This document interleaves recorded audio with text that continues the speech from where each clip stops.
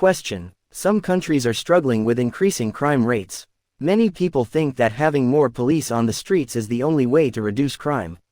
To what extent do you agree or disagree with this opinion? Give reasons for your answer and include any relevant examples from your own knowledge or experience. Write at least 250 words. Model answer. While grappling with escalating crime rates, some nations lean towards the belief that bolstering police presence is the panacea for reducing criminal activities. However, I contend that this perspective, while well-intentioned, oversimplifies the complex nature of crime prevention. A multifaceted approach, encompassing social intervention and community engagement, is imperative in effectively addressing the root causes of criminal behavior.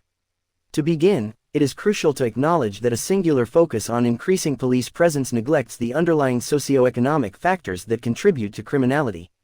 Research indicates that poverty, lack of access to quality education, and limited economic opportunities are significant determinants of criminal behavior. Merely increasing the number of police officers patrolling the streets fails to address these systemic issues. For example, a study conducted in urban areas with high crime rates revealed that targeted investment in education and vocational training programs led to a notable reduction in youth involvement in criminal activities. Moreover, an over-reliance on law enforcement may inadvertently lead to strained community-police relations, potentially exacerbating tensions and hindering effective crime prevention. Building trust between law enforcement agencies and the communities they serve is paramount for successful crime reduction efforts. This entails fostering open dialogue, implementing community policing initiatives, and prioritizing transparency and accountability.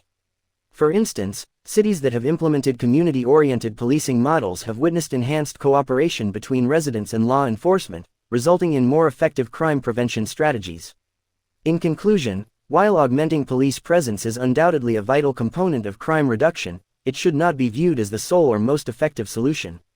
A comprehensive approach that addresses socioeconomic disparities and fosters community engagement is essential for creating safer and more secure societies.